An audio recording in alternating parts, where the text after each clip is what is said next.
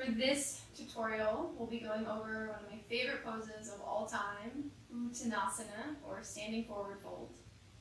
This pose is especially wonderful for releasing tension in the low back, even into the hips.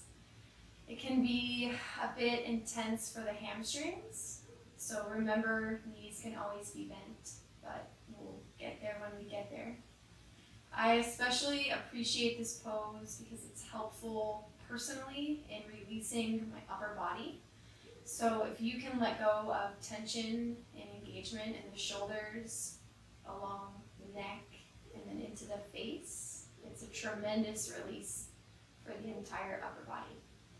We want to keep in mind our foundation, our feet connected to the ground, in the sense that weight is distributed evenly and the toes and the heels are connected. Let's go ahead and get into the pose. So we'll come to stand first. We'll find a mountain pose, with the feet parallel to one another, and the toes pointing straight ahead. It's kind of a preference here. If you'd like your feet closer together, they can be. Otherwise, they're hips distance apart. We allow the tailbone to subtly tuck under to avoid extending out through the booty.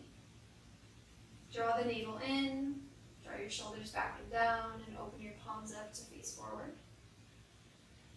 Find your breath here, so take a deep inhale in, and exhale, let it go. And one more time, inhale. Exhale. Let's find Uttanasana. Bend into your knees, keeping the upper body long and tall. We'll bring our hands to our hips, and we're just going to hinge forward from the hips with the upper body. The tailbone kind of sends itself back, and we fold as far as we can. Head completely releases, and arms come down towards the ground also. If you have props with you, you can place blocks or books underneath your hands. Otherwise, maybe hands are kind of connected to the calves or the shins or the ankles, but we really want to focus on that nice bend in the knees while releasing the entire length of the spine and letting the head hang. And then we take a couple of breaths to tune in, to bring the awareness inward,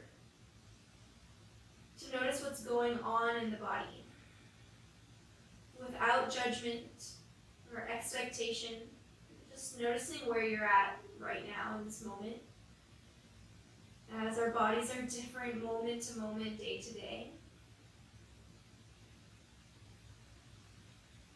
You're also semi-upside down, so make sure you're breathing really deeply.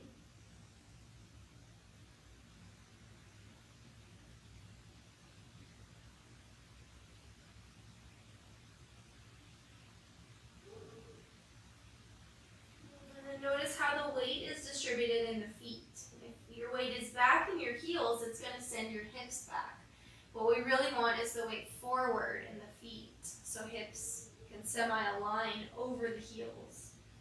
Maybe you work on straightening the legs. It's probably safest to always have a micro bend in the knees. We'll take the next several breaths to notice where you can relax in the body.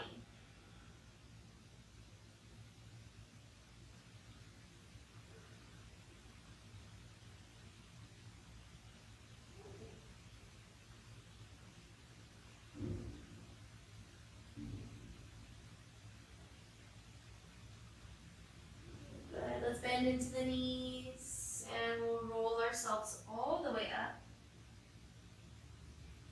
Let the arms reach up as the shoulders draw back. And then release the hands down to the sides, coming back to our mountain pose. Nice. So that was a variation of Uttanasana. Let's go ahead and find a different variation. So we'll inhale to reach up. Make sure your feet are still set. grounding you down. And on the exhale, let's fold forward this time. Send the tailbone back, extend the arms out to the sides, and come all the way down. Good. Remember, you can bend into the knees. Let the head relax. If you can reach your toes, we'll go ahead and take our peace sign fingers, wrap them around the big toes. So they're coming in between the big toe and that second toe, and then they're wrapping underneath the big toes. Good. Knees bent, maybe the elbows can be bent, and we're folding forward. If this is okay for you, you can work towards straightening the legs, lifting the hips up, and dropping the head towards the toes.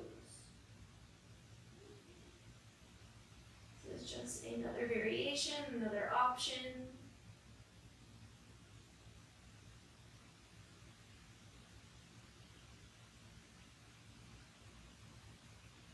Good. Release the grips. Bend into the knees a lot.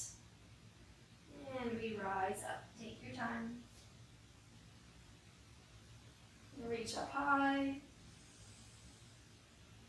Float the arms down. And hands come to the heart center.